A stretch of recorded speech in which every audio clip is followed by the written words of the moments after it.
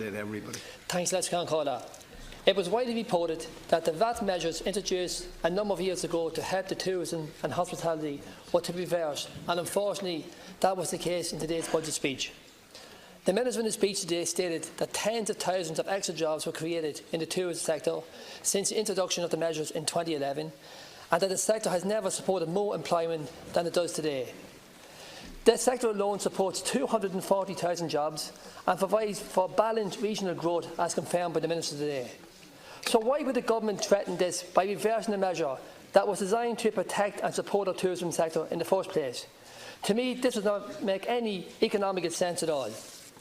The Minister stated that this increase will allow him to reduce his reliance on other taxes like corporation tax and prevent increases there. In other words, the government wants to increase the cost on local Irish indigenous business so that we do not have to increase taxes on companies who are already paying the lowest rate of corporation tax in the EU. I am very disappointed today when the Minister did not acknowledge the threat of Brexit to the tourism sector, particularly along the border area. There was no doubt that Brexit will be very challenging to the tourist sector, and now more than ever the sector needs all support and help to maintain its growth. Coming from a constituency of Louth and East Meath, I know better than most the value of a thriving tourist sector. In my constituency, we have some of the best tourist attractions in the country. In the north of the county, we have a Carlingford Peninsula with the attraction like Carlingford Village, the Cooley Mountains, the many walk routes in the area, and of course the new Greenway from Carlingford to Meath. Further south, we have the historic towns of the Dock and Drogheda, the many attractions of the Boyne Valley, and of course the seaside villages of Laytown and Bettystown. These areas suffered greatly when the economy collapsed and we were faced with years of austerity. On top of this, we have the growing threat of Brexit, and this will be particularly felt along the border areas.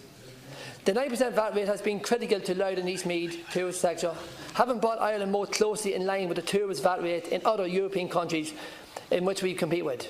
Tourism is one of the largest indigenous industries. It is essential for prosperity and economic well-being. Keeping the VAT rate at 9% is something I have always advocated for, and I will continue to do so for in the coming years. As the UK planned to leave the EU, there was a level of uncertainty around the Brexit about what this means for. We must also consider what this means for our future and the tourism and hospitality. We are still in the process of achieving sustainability, and a lot of our tourism and hospitality is seasonal. It is undoubtable that we rely on tourists from the UK market, with tourists from the UK being one of our largest overseas markets. As the euro has become increasingly more expensive than sterling, visitors are spending less time here. Since the announcement of Brexit in 2016, UK visitors has reduced. The UK market is a challenge. With this in mind, I cannot understand or agree with the decision to reverse the VAT rate from 9 to 13.5%. This measure was a great help to the tourist sector at the time of its introduction, and I firmly believe it should be retained to help the industry cope with the undoubted effect of a looming Brexit. I, for one, cannot support this measure, and I will not be voting in favour of this. Thank you.